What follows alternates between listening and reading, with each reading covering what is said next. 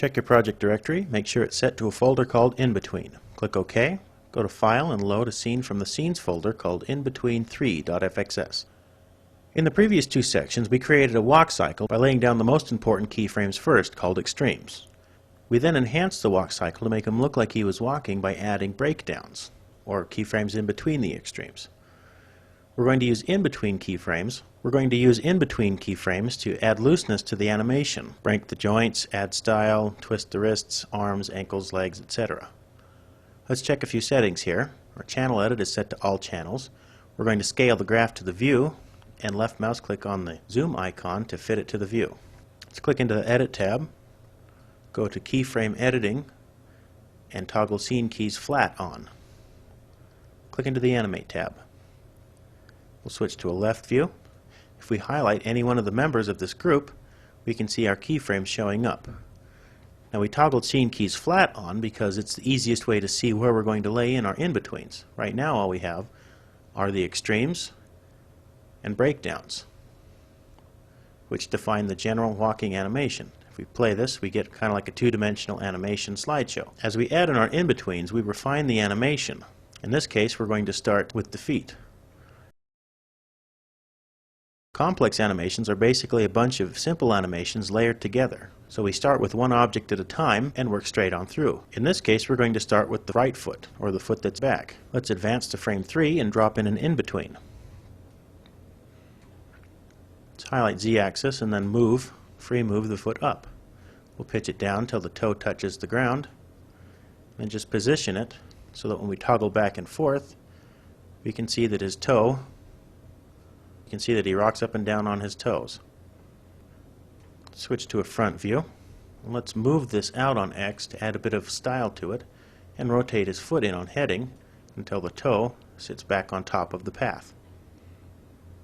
Let's go back to a left view, and he picks up his foot on the breakdown, over to frame 9 where we add another in-between. In this case, we're going to pitch the foot up on his heel and set his heel down on the ground.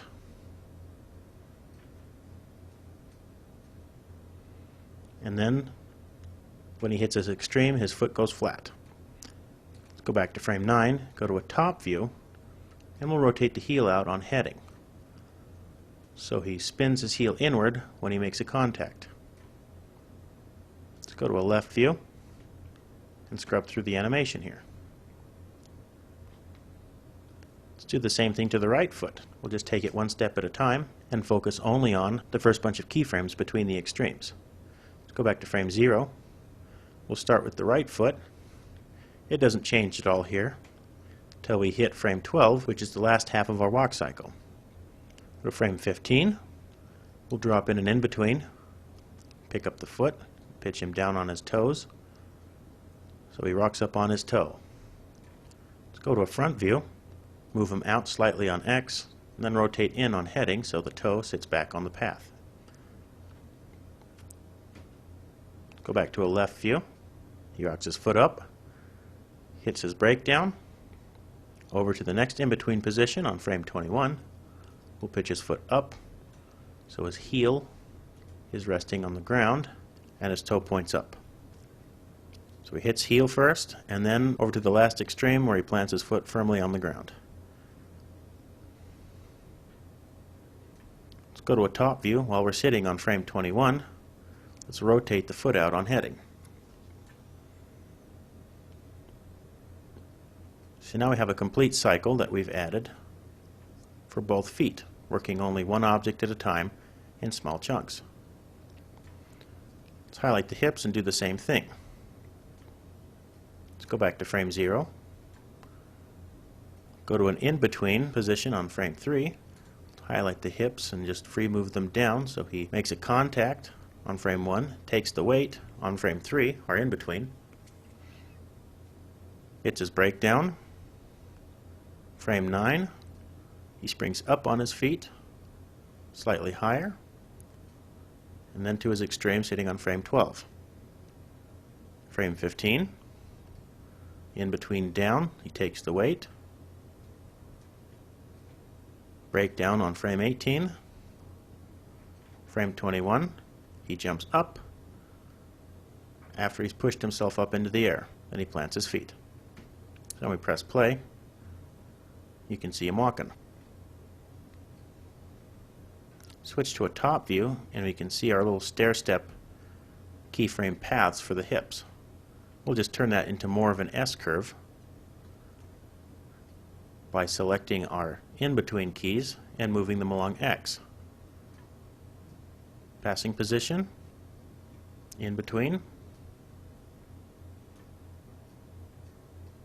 extreme. In between, move them on X. Passing position, in between, move them on X. Extreme. Now when we press play, switch to a perspective view, you can see him moving in kind of an S-curve, which seen from the front looks just like a figure 8.